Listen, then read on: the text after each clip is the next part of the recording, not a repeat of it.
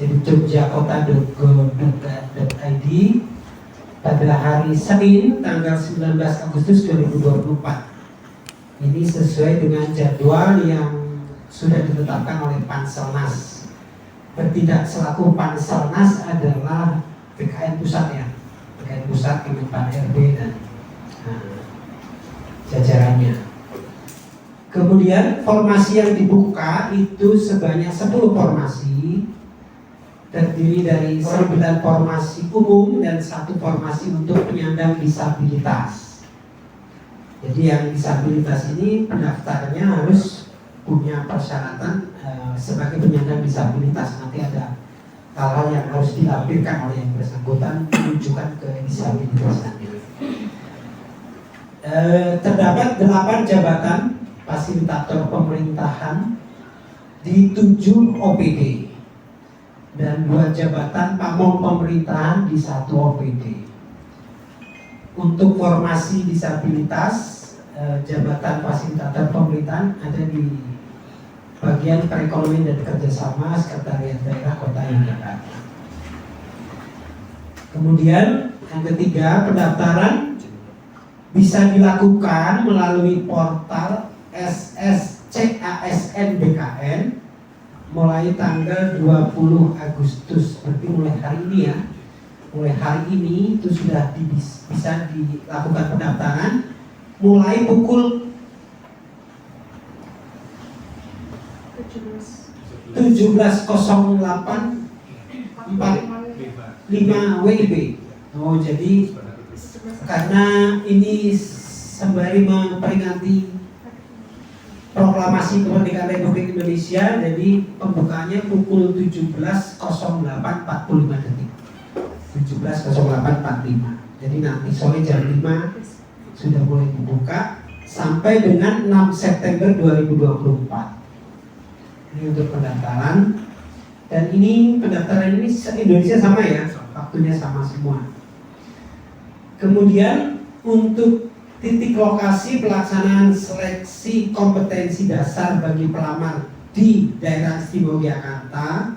Jadi ini untuk DIY ya, baik itu daerah istimewa Yogyakarta, kemudian 4 kabupaten dan 1 kota Jogja. Nanti pelaksanaan seleksinya di 1 lokasi yang sama, yaitu di Balai Latihan Pendidikan Teknik atau BLPT yang berada di Jalan Kiai Mojo nomor 70, Tegalrejo, Yogyakarta. Nah, kemudian sebelum mulai pendaftaran itu kita harapkan para pelamar membaca persyaratan sesuai dengan ketentuan yang disyaratkan sebagaimana terdapat dalam pengumuman. Pelamar seleksi pengadaan CPNS tahun 2024 dapat menggunakan nilai seleksi kompetensi dasar SKD yang pernah diperolehnya pada tahun 2023. Jadi yang kemarin pernah ikut itu nilai SKD-nya boleh dipakai lagi untuk kemudian nanti didaftarkan sebagai data di nilai 2024. Nah, kemudian syaratnya adalah sebagai berikut. Jadi pelamar di SSACN menggunakan NIK yang sama dengan yang digunakan saat mendaftarkan seleksi tahun 2023. Nah, mengapa harus menggunakan NIK yang sama? Artinya biar benar-benar nilainya punya dia, bukan nilai orang lain yang dipakai. Kemudian melamar pada jenjang pendidikan yang sama dengan yang digunakan pada seleksi anggaran berikutnya. Jadi misalkan waktu awalnya melamar menggunakan kualifikasi S1 itu bisa digunakan. Kalau melamar lagi kualifikasi S1 bukan turun menjadi misalkan kualifikasi SMA atau D3. Itu maksudnya. Kemudian melamar pada jabatan yang sama atau beda pada seleksi tahun 2024. Oh, ini jelas. Jadi bisa digunakan. Kemudian melamar pada instansi yang sama atau berbeda. Jadi instansinya boleh beda, kemudian jabatannya boleh beda, yang harus sama itu kualifikasinya saja. Kemudian memenuhi nilai ambang batas SKD tahun 2024 sesuai dengan jenis penetapan kebutuhan yang dilamar.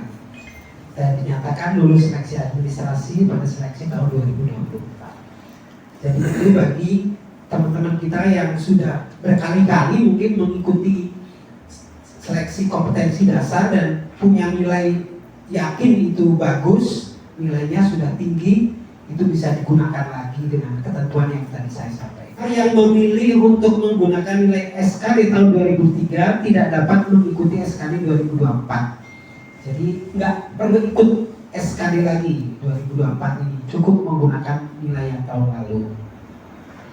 Dalam hal pelamar memilih untuk mengikuti SKD tahun 2024, maka nilai seleksi yang pada tahun 2023 itu tidak digunakan lagi. Jadi menggunakan nilai yang 2024, sekalipun nanti nilainya mungkin jadinya malah lebih rendah.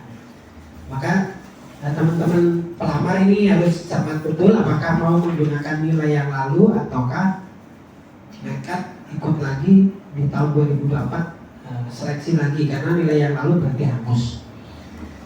Jadi kalau yang ikut pakai nilai 2023, 2024 nggak boleh ikut.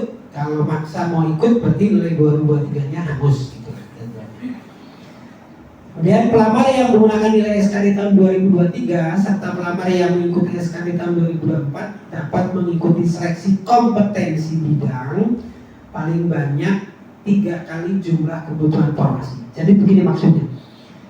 Tes untuk masuk PNS itu ada 2, satu standar seleksi kompetensi dasar dan yang 2 seleksi kompetensi bidang.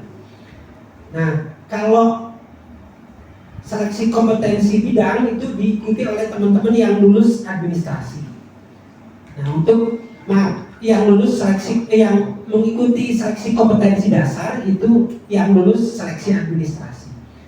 Nah, mereka bisa melanjutkan ke seleksi kompetensi bidang itu hanya diambil 3 kali formasi yang tersedia. Jadi misalkan formasinya 1, berarti yang lanjut ke kompetensi bidang itu hanya 3 aja. Karena 3 kali lipat. Jadi misalkan yang lolos kompetensi dasarnya ada 12, formasinya hanya 1, berarti nanti yang lanjut ke seleksi kompetensi bidang itu hanya 3 berdasarkan urut ranking. Nah, yang 9-nya gugur. Jadi seperti itu. Nah, kemudian ini ada keistimewaan tahun ini, Bapak Ibu.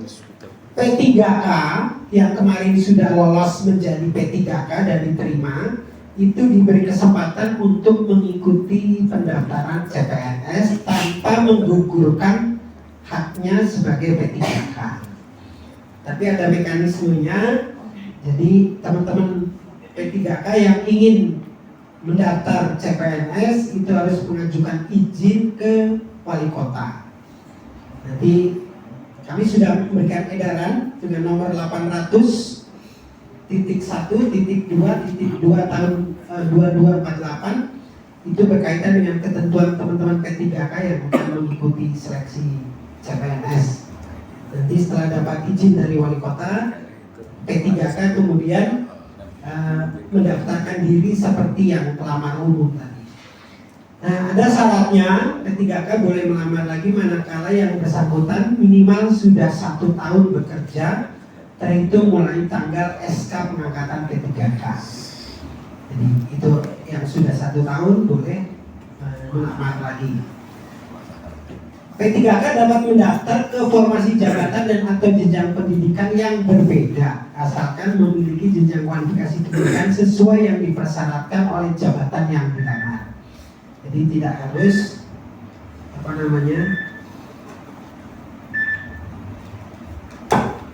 siap bos? Ya siap, ini masih dengan teman-teman wartawan sedang